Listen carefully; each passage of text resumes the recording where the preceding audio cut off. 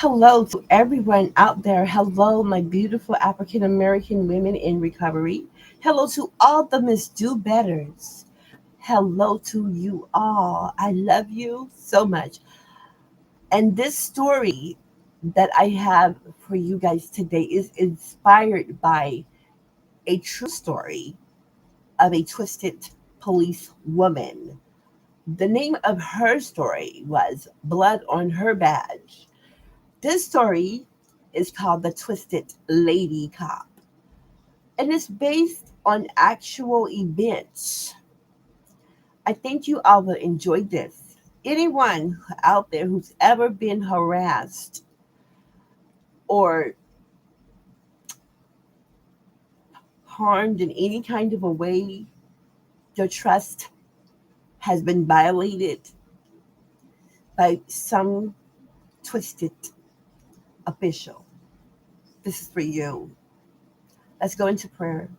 Lord, I pray right now to plead the blood over this podcast, over the nation of recovering addicts, over all of my sisters who have skills, gifts, and talents, all of my sisters who are judged because of their backgrounds and who are hated because of their improvement in their life, to all of them who have been betrayed by someone they loved, feeling unprotected and lost in a small town of the USA.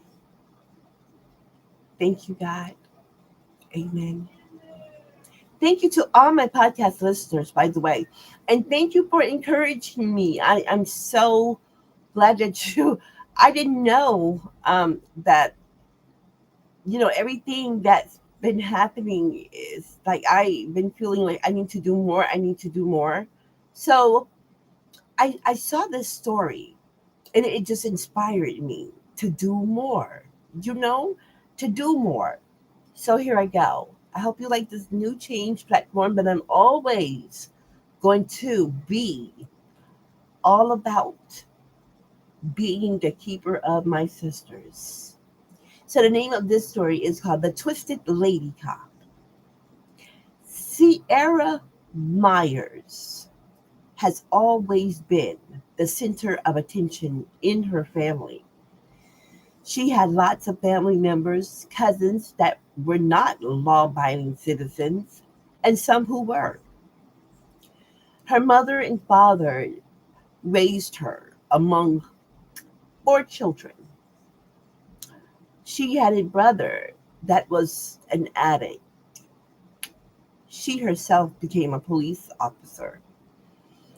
In school, she was bullied a lot, but she was very cute. She had a lot of friends after her cousins back home away for her. And being that she had them to do this for her, she grew up with inside of her. That if anything would go down with her, she had people she can call who would protect her.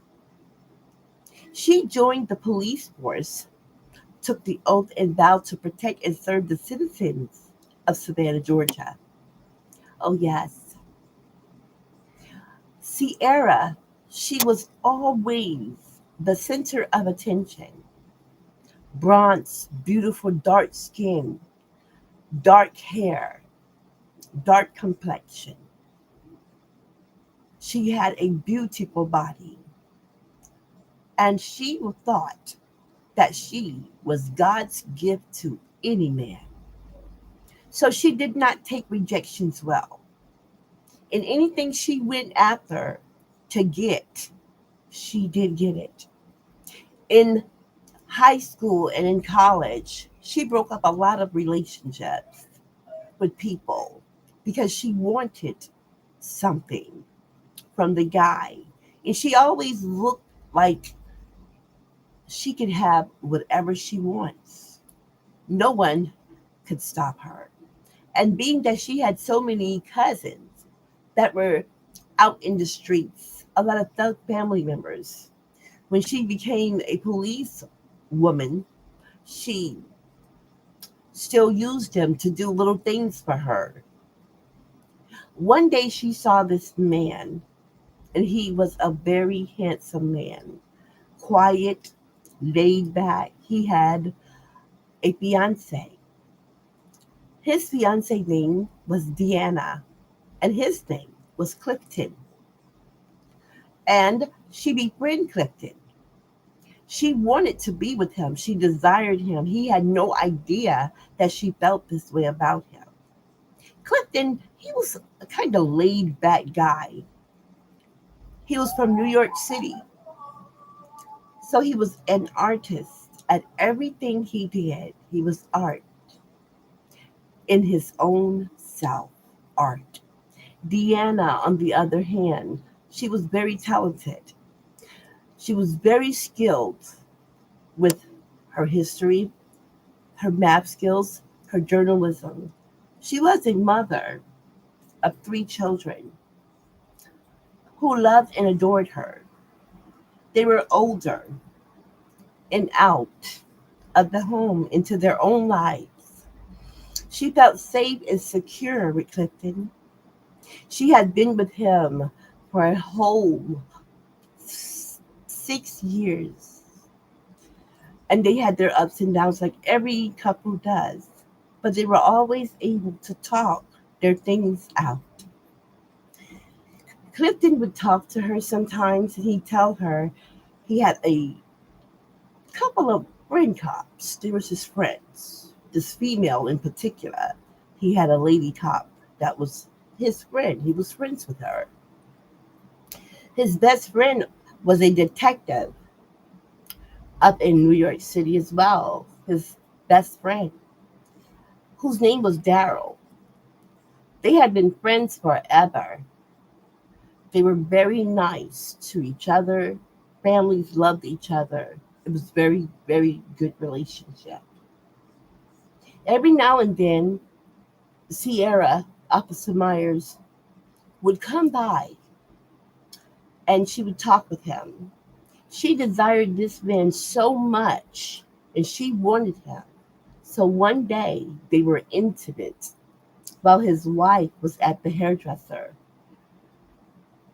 They were intimate and it left her feeling like she was hooked on drugs.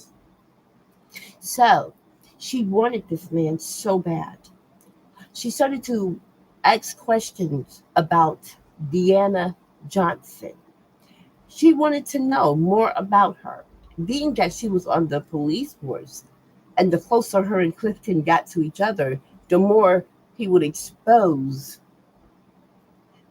his wife's life to her. So one day she decided that she was going to run her name through the system. And she did. And when she did it, she found out that Deanna had been arrested a lot of times in her past. She had had a checkered past, but was on a straight and narrow and was doing good in her life. At one point, she was a process server, and she worked for this man. And this man offered her a permanent position as a process server. She took that. It was before she met with Clifton, before she knew him. She was doing her work the day that she met Clifton.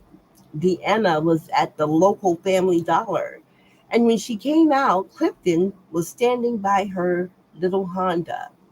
He was a fireman, and he adored her from day one. They were very close knit, very close to each other. At a time, they split apart. And a whole year, he thought about Deanna so hard. He missed her so much. He had gone to New York after the breakup, their first time together. But that whole year, he thought of her. He wanted her. So he came back and he found her. And they began to live together this time.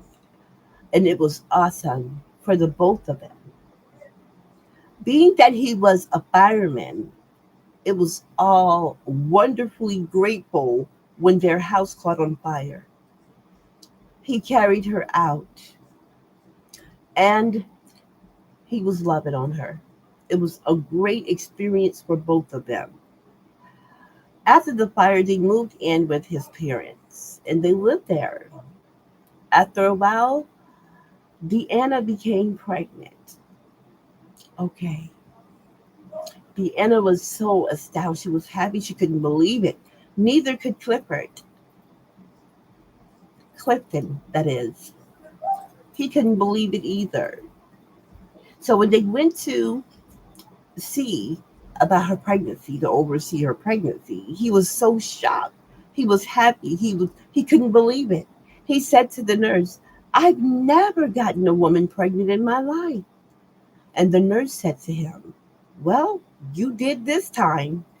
Maybe the rest wasn't ready, or they weren't the ones that you were supposed to make a child with. But now, my man, you are most definitely about to be a father. First time father," he thought to himself. Wow. He was so ecstatic. He went and told his mom, he told all of his family members about the pregnancy him and Deanna was expecting. Clifton was so happy. After a while, he would see his Ladycop friend, Officer Myers. She would ride down the street. She would come back down the street. She wanted his attention. So he eased out the door once and they met up and started talking. She told him that she was thinking about him from the last time they encountered each other. He said, "Well, I'm expecting a child. Me and my fiance are expecting a baby now. So that's the way things are." He had on his wedding band. That's how committed he was to Deanna. He loved her so much. Well, being that Officer Myers had never been turned down by a man, it sparked some jealousy in her towards Deanna. So when she went and ran her name in the database and found out that she had been arrested, she dug inside of this old bin inside of the county jail that is. And she got an old mugshot of Deanna when she was in her 20s. At this time, Deanna was in her 40s, and she hadn't seen that picture in so long. It did not occur to her that some twisted lady cop was trying to dig her past up to make her feel bad. She found it in the room along with letters that said something about some people in Savannah, the Jameson. When she saw that, she was like, "Who is this? Who is Francis Jameson?" Augusta Avenue. She did not know them, but she recognized her picture. So she thought, wow, maybe I had it in something. But she didn't. That had been 27 years ago. It was not now. She still, it went over her head. She was happy that she was about to have a child. Every now and then she would see a police car parked at the edge of the road. She would see it when she and Clifton went into the graveyard to walk around some. She would see this police car pulling off when she was coming home. And she did not know still. Clifton kept his affair on the low really well with this police officer. And he never said a word. People began to harass Deanna everywhere she went. She didn't know what to do. She could not understand what really was going on. She was still tied to Clifton. They had a son. He was a third generation baby, named after Clifton, his father, and great grandfather. Yes, it was so beautiful in that home. It was a family life that she never experienced before. She told his parents one day, I really love you because my family is nothing like this family. As soon as she walked away, she saw Clifton walk over to them and say something she didn't understand. As the day went on, and she went on every day of her life just being a happy new mother, she noticed when she would be certain places how cars would just keep riding by. It would be the same car riding around, riding around. She had no idea of what was happening. She started to have these dreams, and Deanna would wake up and she would be like, what is going on, really? She had no idea. After a while, she left because things were getting too dramatic in the home. This twisted lady cop was coming in the home to sleep with her husband. She did not understand. One day they were at Toys R Us and she was buying clothes and she saw her face. She seen her. She was a dark skinned woman with her hair pulled to the back in a ponytail. When she saw her, the woman looked nervous and she started backing away. Clifton, he tried to look the other direction, but she felt something in her intuition that was telling her something else. She did not know.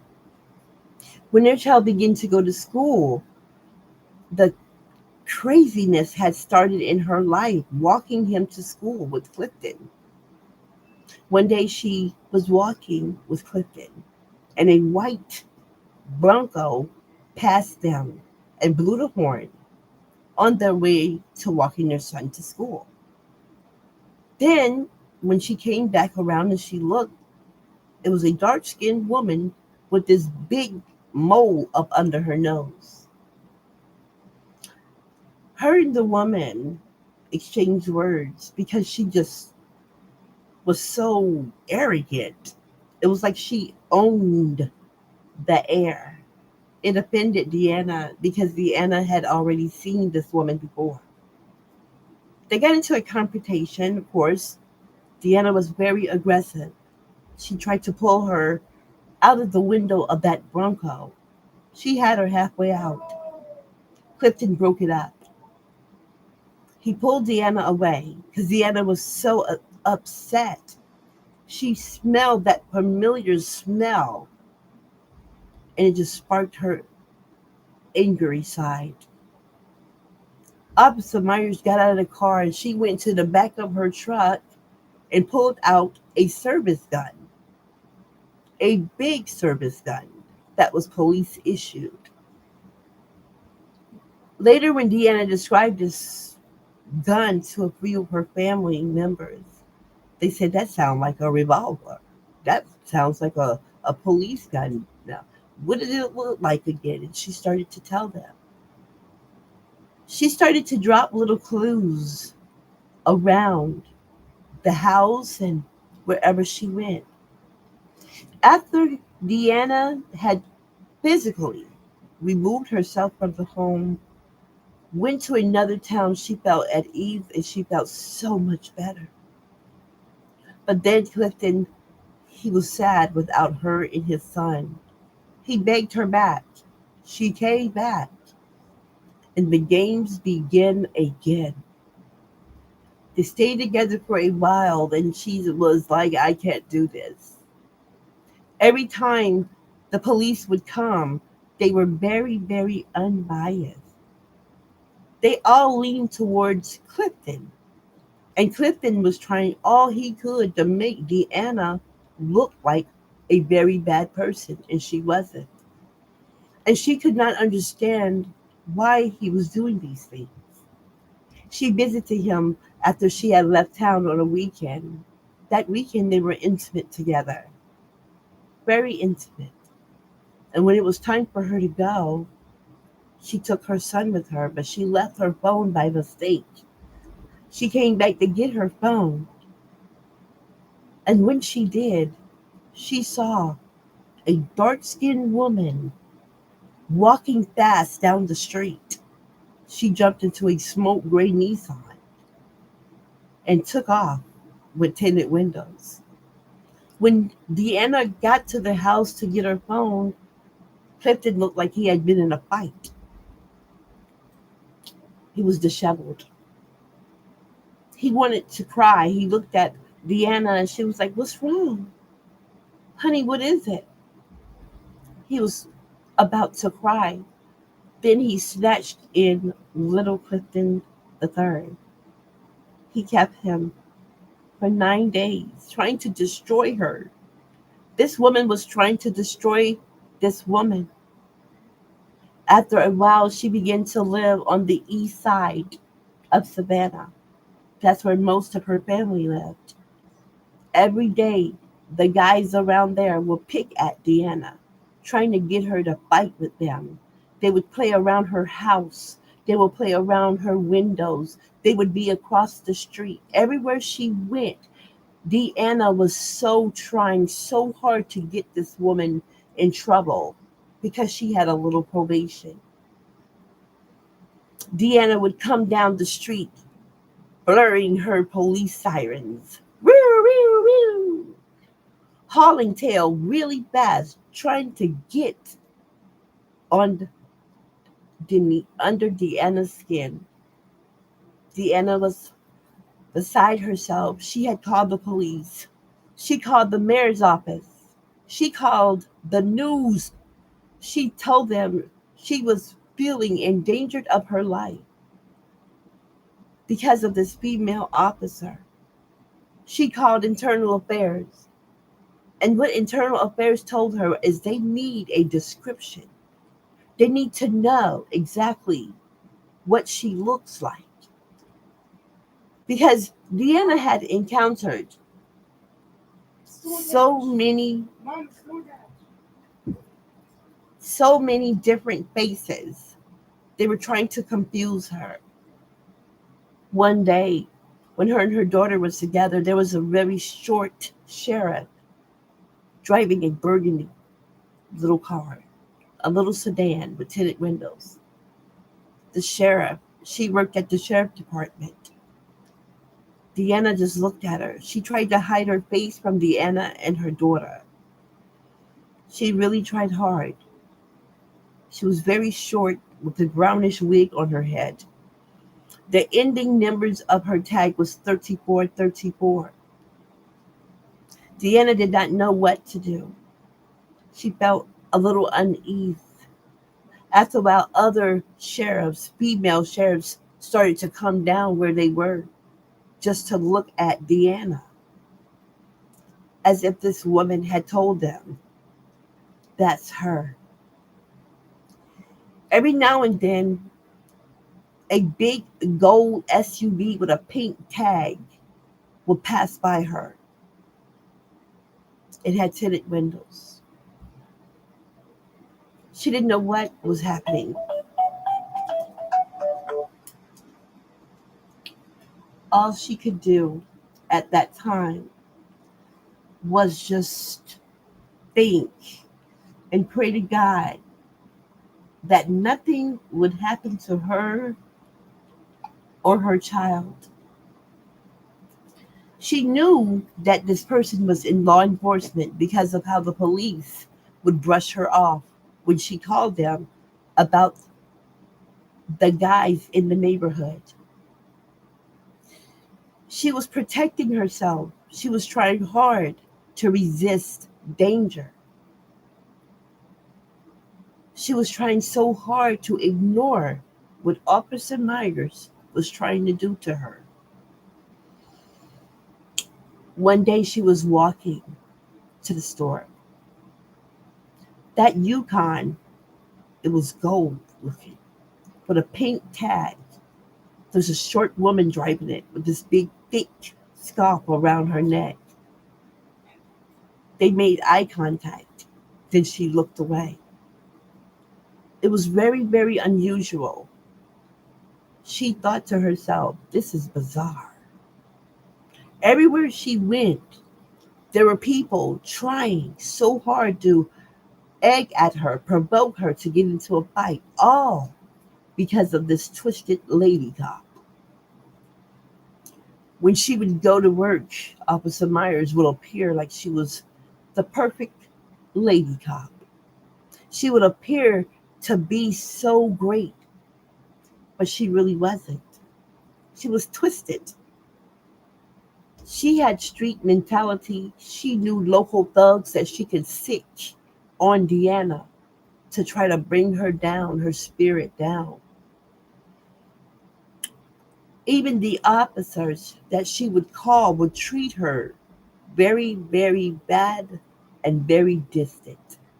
One day she was making this report and the officer just walked away from her porch without taking anything down. She called the cop another day, it was a little short white cop, and he asked her, do you have family that you can call? She looked at this cop like, what? You're the one that's supposed to serve and protect. If I call my family members and it'd be a bloodbath, is that what you want? Still unaware that these cops were the officer's colleagues. She didn't say anything. Every time she confronted Clifton about it, he would try to walk away, but she could see the guilt in his face. And she would ask him, why did you call me and my child back here? If this is the way you were going to be, if you weren't done with her, why are you still making love to me? Why are you still doing these things with me? This woman, whoever she is attacking me daily, every day, everywhere I go. She would see a little black sedan. Sometimes she was like in a blue little sedan with tinted windows. She could not understand what really going on. Officer Myers was an officer who had gotten her way all her life. And because she had friends on the force, and Deanna had a record and a past addiction, she felt like she was better. She was a better mate for Clifton. This kept coming and going until one day she stressed her true feelings to someone who had connections. And he asked her, can you describe each and every female that you have seen? She said yes. She told him the description of the woman that came into Toys R Us. The dark skinned woman with her hair pulled back in a ponytail with a gray shirt on and blue jeans. She told him of the female that had the mole up under her nose in the white Bronco. She told him about the really bright lady inside of the black Challenger with the silver can on the side of it, right there where you put the gas in. She told him of the little short, dark skinned woman that stood in front of Subway. She told him about the woman, dark skinned woman that worked at Mike Time Savers, who just started an argument with her for no reason. She was so confused and she didn't know what to do because these guys would always be around her house. They would do things to try to egg her on. On her off days, Officer Myers would sometimes be at a friend of hers' house right on the corner, right across the street from Deanna's house. And she would sit there and watch the guys in the neighborhood pick at Deanna, try to upset her, do things to anger her so she could come outside and fuss. She told this very important person about this. He had connections with AI and IA. He had connections with the marshals as well. And they were trying all he could to catch this female. He set up surveillance cameras. She had to get 12 cameras around her home because she was afraid that the thugs were going to come in her home. She was afraid every time this little white sedan would pass by her at her home. She couldn't understand what was going on. So one day, her and her cousin was together, and the white sedan, it was a white Camry with tinted windows. And she stared straight ahead and she said to her cousin, "See who that is in this car," as they passed. The female looked mixed. She looked like a white woman in a white Camry. Deanna thought back to the time when she was at the health department and the same mixed looking woman was there with her friend Katie that worked at Toys R Us. God started to send Deanna visions, dreams, telling her that it will end, that he will take care of her enemy because they were many because of this officer. She didn't know what to do. She was afraid. She feared for her life. The police chief and one of the officers that was with him came by her house. She told them what was happening. They said to her that they would put her house on surveillance for 2 weeks. That didn't help. It didn't help because the cops all knew this female twisted Ladycop. They were her friends. So, of course, they were not going to bust their friend out or let their friend go down. They wasn't going to do it. So Deanna had to come up with this awesome plan because she knew the guys would follow her. She knew they were going to come. Blue sedans, black sedans, burgundy sedans, SUVs, big white ones, thugs. The twisted lady cop had thugs trying to harm this woman because of her lust for someone else's man. Over time, they did find her. She stood before the judge. She was arrested. She lost her badge. This story ends with triumph because, see, although she did all of those things and she was guilty, although she did them, she still rides.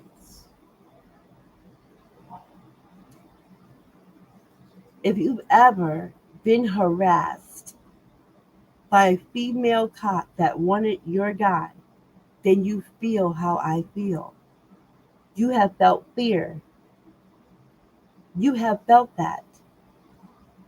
Deanna would call the cops, and instead of them coming to her house, they would go around the corner on 34th Street.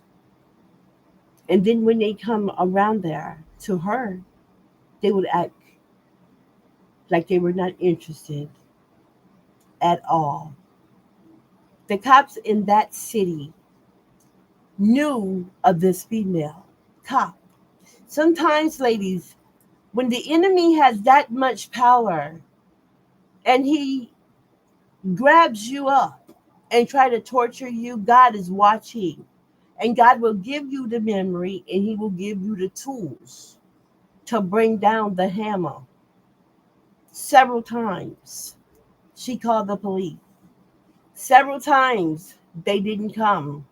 Several times when they did nothing. They said they couldn't do anything because they didn't see anyone.